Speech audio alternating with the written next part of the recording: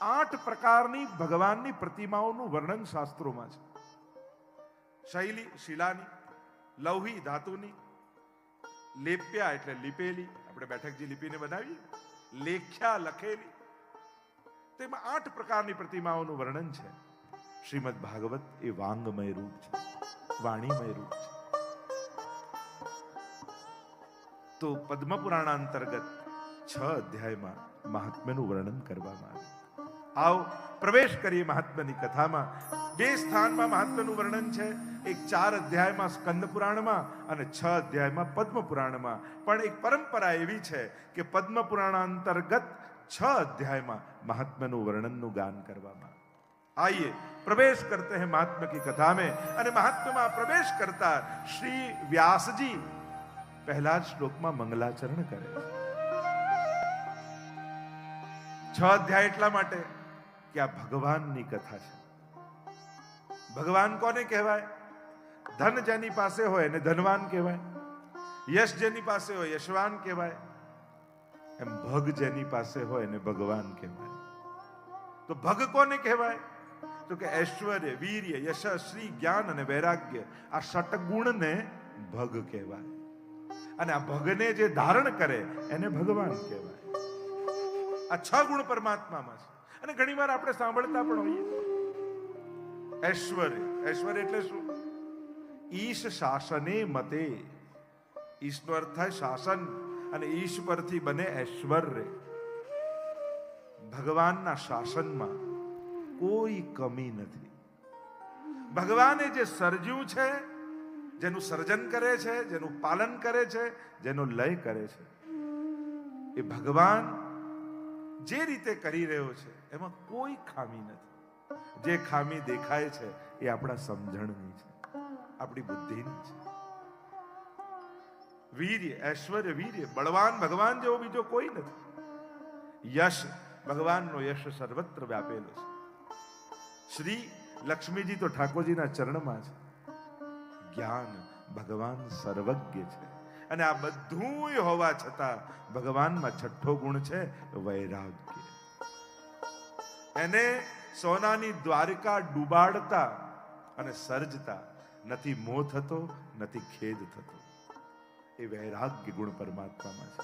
તો આ 6 ગુણ વાળા ભગવાન એટલે 6 અધ્યાયની મહાત્મ્યની કથા. પહેલા શ્લોકમાં મંગલાચરણ કર્યું, અને મંગલાચરણ કરતા વ્યાસજી બોલ્યા, મંગલ આચરણ વહી મંગલાચરણ. देखो, મંગલ ઉચ્ચારણ, મંગલ વિચાર, મંગલ આચરણ, આ બધા મંગલાચરણના અનેક પ્રકાર છે. દિવસમાં નક્કી કરો. એમ તો મહાપ્રભુજી આજ્ઞા કરે છે કે વદદ ભીરેવ સતતમ, સતત ભગવત નામ લેવું. પણ નથી લઈ શકતા તો એટલું તો નક્કી કરાય ને કે દિવસમાં પહેલો શબ્દ બોલીશ એ જય શ્રી કૃષ્ણ બોલીશ, અથવા શ્રી કૃષ્ણ બોલીશ. ભગવાનના નામથી બોલવાની શરૂઆત કરીશ. આપણે જ્યાં એમ કહેવાય કે બધું ધરીને ઠાકોરજીને લેવું, હવે નથી સંભવ થતું તો એટલો નિયમ તો લેવાય ને કે સૌથી પહેલી વસ્તુ મોઢામાં જે મૂકીશ ને એ ઠાકોરજીની પ્રસાદી વસ્તુ મૂકીશ. એનાથી તો શરૂઆત થાય. જો શર્ટનું પહેલું બટન બરાબર લાગે ને તો બાકી બધા બટન બરાબર લાગી જાય. પણ જો પહેલું ખોટું લાગે ને તો બધા જ ખોટા લાગે. જેની શરૂઆત જ દિવસની ખોટી થાય એને પછી બધું ખોટું થાય. એટલે જ દિવસની શરૂઆત મંગલાના દર્શનથી કરો. અહીંયા ગામમાં આટલી હવેલીઓ બિરાજમાન છે. જ્યાં તમને ભાવ હોય, જ્યાં તમને શ્રદ્ધા હોય, જ્યાં તમને નિષ્ઠા હોય, ત્યાં જઈ મંગલાના દર્શનથી શરૂ કરો. જો મંગલાના દર્શન એટલે ઠાકોરજીના આશીર્વાદ લેવાનો સમય, કે પ્રભુ સવારે સવારે આપના આશીર્વાદ લેવા આવ્યો છું કે આજે આખો દિવસ આપને ગમે એવા કાર્યોથી થાય, વ્યતીત થાય. અને શયનના દર્શન એટલે આભાર માનવાનો સમય, કે સવારે મંગળામાં આશીર્વાદ લઈને ગયો તો શયનમાં આભાર માનવા આવ્યો. આજે આખા દિવસમાં મારાથી એવું કાંઈ ન બન્યું કે જે આપને ન ગમતું હોય. આપનો ખૂબ આભાર છે. આપે મને અપરાધોથી બચાવ્યો છે, આપે મને દોષોથી બચાવ્યો છે. મંગલાચરણ એટલે જો મંગલ રૂપ છે કોણ? મંગલમ ભગવાન વિષ્ણુ મંગલમ ગરુડધ્વજ. મંગલ રૂપ નિધાન સાવરો મંગલ રૂપ નિધાન. મંગલનો નિધિ છે પરમાત્મા. એને વંદનથી શરૂઆત કરો. અને એક મારા વાક્યને યાદ રાખજો, જેને પગે લાગવા જેવું છે એને નહીં લાગો તો ન લાગવા જેવા લોકોને રોજ પગે પડવું પડશે. એટલે જેને લાગવા જેવું છે ને રોજ લાગી લો, નહીં તો ન લાગવા જેવા અસમર્થ લોકોને આગળ કરગરવું પડશે. વંદન તો કોને કરાય? પ્રભુ સર્વ સમર્થો હિ તતો નિશ્ચિતતામ વ્રજે. સર્વ સમર્થ હોય ને એની પાસે જ આશા રખાય. અસમર્થ વ્યક્તિઓ પાસે આશા રાખશો ને તો ચિંતા અને દુઃખ સિવાય બીજું કઈ મળવાનું નથી. એટલે આશ્રય સર્વ સમર્થનો કરો. વંદન પણ એક ભક્તિ છે. અહીંયા બેસેલા ને દરેકને કહીશ, તમારા ઘરે જો ઠાકોરજી વિરાજતા હોય, ન વિરાજતા તો હવેલીમાં, પણ રોજ દંડવત ઠાકોરજીને જરૂર કરવા, વંદન જરૂર કરો. નવદા ભક્તિમાંની વંદન પણ એક ભક્તિ છે. અને વંદન કઈ રીતે કરવો એનો પણ પ્રકાર છે. રસ્તામાં મંદિર આવતું હોય ને હોર્ન મારીને જાઓ એને વંદન ના કહેવાય, એને તો અપમાન કર્યું કહેવાય. ઘણી વાર લોકોને એમ થાય, અને ધીમે વાગે તો પાછો જોરથી 2 વાર વગાડે કે સંભળાયું કે નહીં. હોર્ન વગાડવાને ક્યારે વંદન ન કહેવાય. વંદનનો પણ એક પ્રકાર છે. અરે જેણે 24 કલાક આપણને દિવસમાં આપ્યા એને 10 મિનિટ પગે લાગવા માટે 10 મિનિટ પણ ના આપી શકો. જે આટલું મોટું ઘર આપણને આપે છે એ ઘરમાં 2x2 નું ખાનું એને ના આપી શકો. અને આપણી જાતને આપણે વૈષ્ણવ કહીએ. જે 2 ટંક પેટ ભરીને આપણને જમાડે છે એને કટોરી મિશ્રી ન ધરી શકો તો આપણી જાતને કયા મોઢે વૈષ્ણવ આપણે કહીશું? જેને આટલા ઉપકાર આપણા ઉપર છે એનો આભાર માનવા માટે 5 મિનિટ ન કાઢી શકો તો પોતાની જાતને વૈષ્ણવ કઈ રીતે કહેશો? કરવાનું તો ઘણું છે. આપણે વાત કરીએ છીએ કે ઓછામાં ઓછું શું કરી શકીએ. એક વસ્તુ યાદ રાખજો, જ્યારે એણે આપ્યું ત્યારે આભાર નથી માન્યો તો લઈ લેશે તો ફરિયાદે કયા મોઢે કરવા જશો? ફરિયાદ કરવાનો અધિકાર પણ એનો હોય છે જેણે આપ્યું ત્યારે આભાર માનવા ગયો. કયા મોઢે કહેવા જશો કે કેમ લઈ લીધું, મારી સાથે કેમ આમ? રોજ અરે કોઈ ટીવી આપે ને એને 10 વાર થેન્ક યુ કહો છો, પણ આંખ આપી એને ક્યારે થેન્ક યુ નથી કહેતા. કોઈ કાર આપે તો 100 વાર થેન્ક યુ કહો, પણ એને હાથ પગ આપ્યા એને ક્યારે આ થેન્ક યુ કહ્યું નથી, એનો ક્યારે આભાર માન્યો નથી. જેણે થોડી મદદ કરી હોય એને જિંદગી ભર એના આભાર અને ઉપકાર માનતા રહીએ, પણ જેણે જીવન આપ્યું એનો તો ક્યારે ઉપકાર માન્યો નથી. ચિંતન કરજો, વિચાર કરજો. મંગલાચરણથી શરૂઆત થઈ છે અને પ્રાય આપણે ત્યાં શાસ્ત્રોમાં, ગ્રંથોમાં આ એક વિવેક છે કે કોઈ પણ ગ્રંથની શરૂઆત થતી હોય તો 2 કારણથી મંગલાચરણ થાય. એક, જે ગાવા જઈ રહ્યા છે એમાં કોઈ વિક્ષેપ ના આવે, એ સંપૂર્ણ રૂપે સુંદર રીતે પૂર્ણ થાય. અને બીજું, આ ગાયને જે ફલ પામવા ઈચ્છીએ છે એ ફલ પ્રાપ્તિમાં કોઈ વિઘ્ન ના આવે એટલે મંગલાચરણ કરે. શાસ્ત્રોમાં 3 પ્રકાર મંગલાચરણના બતાવ્યા. એક નમસ્કારાત્મક, બીજું આશીર્વાદાત્મક અને ત્રીજું વસ્તુ નિર્દેશાત્મક. ઘણા મંગલાચરણ એવા હોય શાસ્ત્રોમાં જેમાં પ્રભુને વંદન કર્યા હોય, નમસ્કાર કર્યા હોય. ઘણા મંગલાચરણ એવા હોય કે જેમાં આશીર્વાદની આકાંક્ષા રાખી હોય, અને ઘણા મંગલાચરણ એવા હોય કે જેમાં એ ગ્રંથનો જે હાર્દ હોય એનો વસ્તુ નિર્દેશ કર્યો. તો ચર્ચાઓ ઘણી છે, સંસ્કૃત સાહિત્ય તો અગાધ છે. મંગલાચરણ કરતા વ્યાસજીએ પ્રભુના સ્વરૂપ, સામર્થ્ય અને સ્વભાવનો પરિચય કરાવ્યો. પ્રભુની આકૃતિ, પ્રકૃતિ અને કૃતિ ત્રણેયનો પરિચય કરાવ્યો. તમે જેની ગાથા સાંભળવા જઈ રહ્યા છો એ પ્રભુ છે કોણ, એનું સ્વરૂપ કેવું છે, વર્ણન કરતા વ્યાસજી बोल्या, देखो महत्व का शब्द है यहां पे रूपाय. यहां कोई निराकार ब्रह्म की आराधना नहीं बताई, અહીંયા કોઈ નિરાકાર બ્રહ્મની ઉપાસનાની વાત નથી. રૂપાય, મહાપ્રભુજીનું નામ છે ને સાકાર બ્રહ્મ વાદૈક. આપણે બધા અહીંયા જેટલા બેઠા છીએ એ બધા જ સાકાર બ્રહ્મના ઉપાસક છીએ. ઘણી વાર ભગવાન વિશે આપણે સાંભળતા હોઈએ. કોઈ એમ કે કણકણમાં ઈશ્વર છે, કોઈ એમ કે તમારી અંદર ઈશ્વર છે, કોઈ એમ કે તમે જ ઈશ્વર છો, અને કોઈ એમ કે તમે જેની સેવા કરો છો એ ઈશ્વર છે. તો આમાં સાચું શું? તો કે આ બધું જ સાચું છે. પણ ગીતાજીને પૂછીએ, ગીતાજીમાં ભગવાન સમજાવે છે, યસ્માત અક્ષરમતીતો અહમ અક્ષરાદપી ચોત્તમ અતોસ્મિ લોકે વેદે ચ પ્રથિત પુરુષોત્તમ. અક્ષર, અક્ષર અને પુરુષોત્તમ, આ ત્રણેયની વાત એ તો જેમ આગળ ચર્ચા નીકળશે એમ આપણે કરીશું. અહીંયા રૂપાયની વાત છે. ભાગવતમાં કેવું ભગવાન છે, જેનામાં મન લગાડવું ન પડે, જેને જુઓ તો મન એનું થઈ જાય, એવા રૂપવાળા ઠાકોરજી છે. એની એક એક લીલાઓને તમે જોશો, એવો સુંદર છે. જો આપણે મર્યા પછી ભગવાન મળશે એવા ઉદ્ધારના વાયદાઓમાં નથી જીવતા. પુષ્ટિ માર્ગ તમને ઉદ્ધારનો વાયદો નથી કરતો. બધે જ તમને ઉદ્ધારના વાયદા મળશે. મર્યા પછી આ લોક મળશે, મર્યા પછી અહીંયા ગતિ થશે, મર્યા પછી અહીંયા જવાનું. હવે મર્યા પછી કોણ પૂછવા ગયું કે ક્યાં ગયા બાપુજી? અને યદ ગત્વાન નિવર્તન્તે તદ્ધામમ પરમમ મમ. આ ગયા એ કોઈ આઈને કહેતા નથી કે હું અહીંયા છું. અને કદાચ આવી જાય ને સ્વપ્નમાં તો વિધિ કરવા લાગીએ કે હજી ગયા નથી લાગતા બરાબર. સ્વપ્નમાં જો દેખાઈ જાય ને કોઈ પૂર્વજ, તોય લોકોને ચિંતા થઈ જાય કે આ બરાબર ગયા નથી. કાંઈક વિધિનો એવો ધક્કો મારો કે પહોંચી જાય. તો કોઈ ગયું એ કહેતું નથી, અને છે ને જવાની વાત કરીએ છીએ.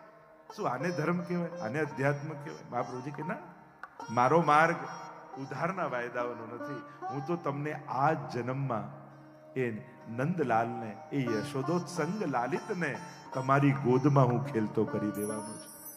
મારે તમને ગોલોકમાં નથી મોકલવા, મારે તો ગોલોક તમારા ઘરમાં પ્રગટાવવું છે. મારે તમારો મર્યા પછી વ્રજવાસ નથી કરાવવો, મારે તો ઠાકોરજી તમારા ઘરે પધરાવી તમારા ઘરને જ વ્રજ બનાવી દેવું છે. આ ફલ શ્રી મહાપ્રભુજી પુષ્ટિ માર્ગ રૂપે આપણને આપે છે.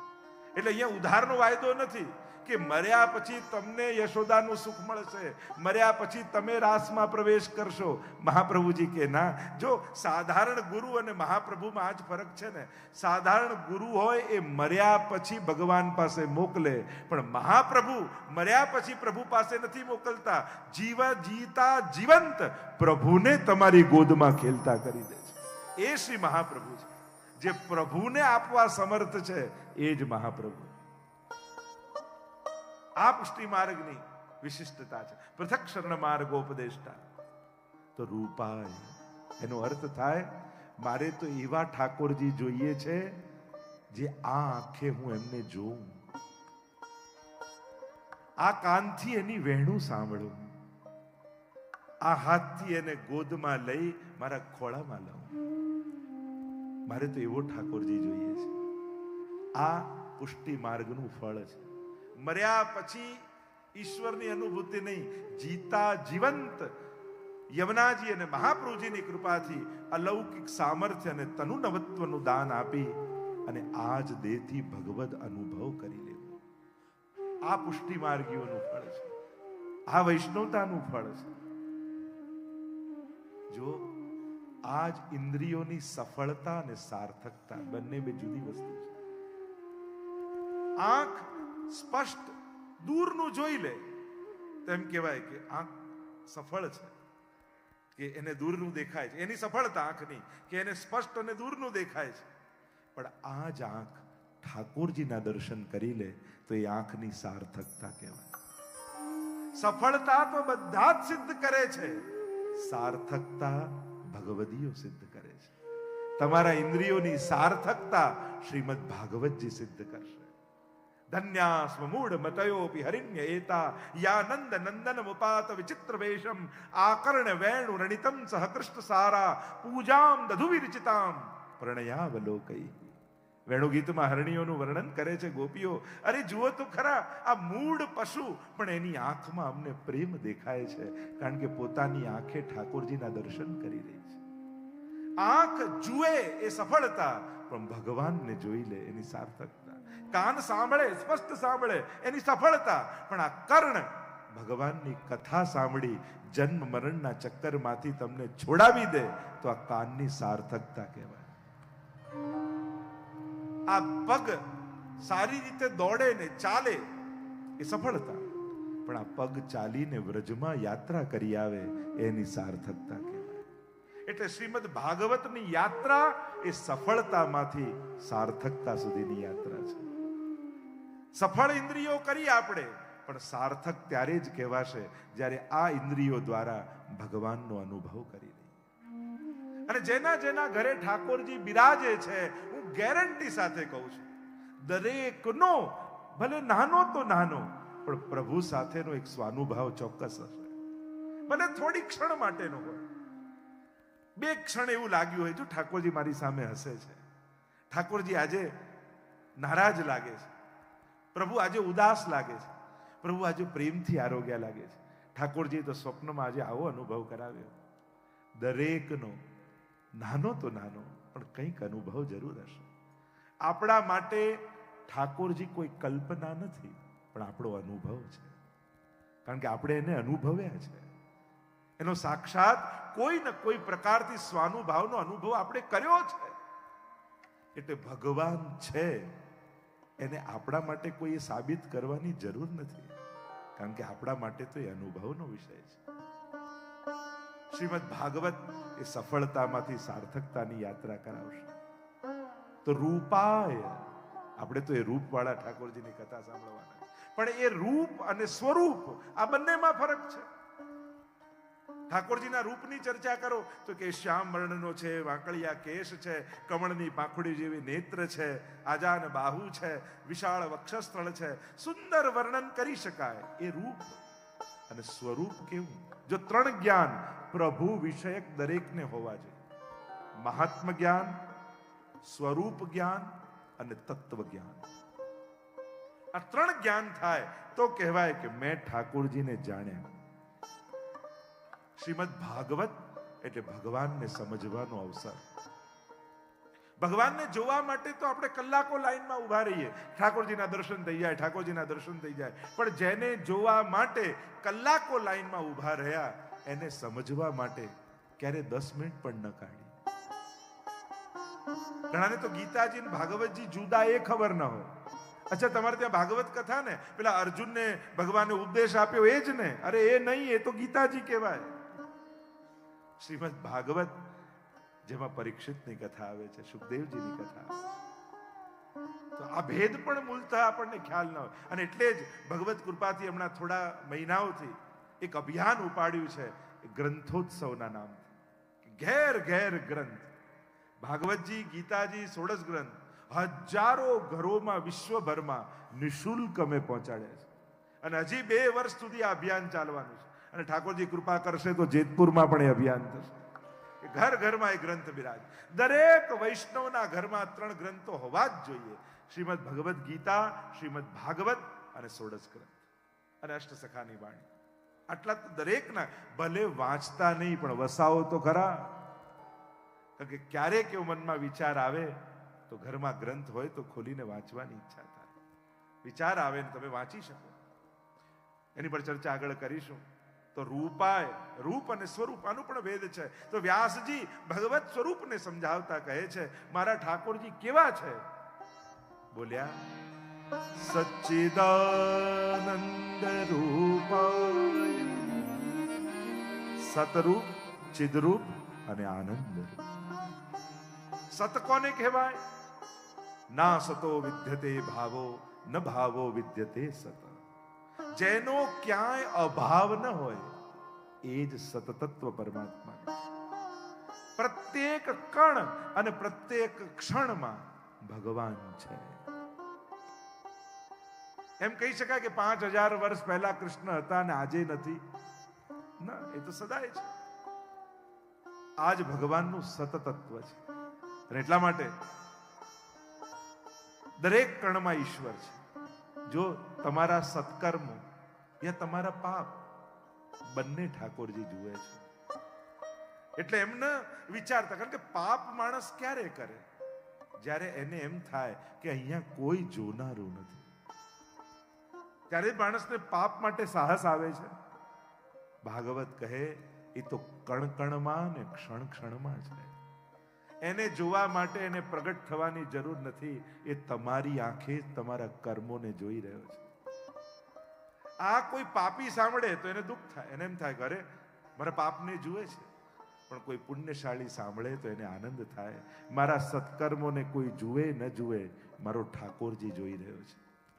એક વસ્તુ યાદ રાખો, ભીડમાં તો બધા સારા થઈને બેઠા હોઈએ. પવિત્ર વ્યક્તિ કોને કહેવાય? જેનું એકાંત પવિત્ર હોય, જ્યાં કોઈ જોનારું ન હોય, કોઈ દેખનારું ન હોય, કોઈ પૂછનારું ન હોય, કોઈ ટોકનારું ન હોય, કોઈ સમજાવનારું ન હોય, છતાંય એની પવિત્રતા અકબંધ હોય ને, એ જ વ્યક્તિ સાધુ છે, એ જ સંત છે, એ જ મહાપુરુષ છે.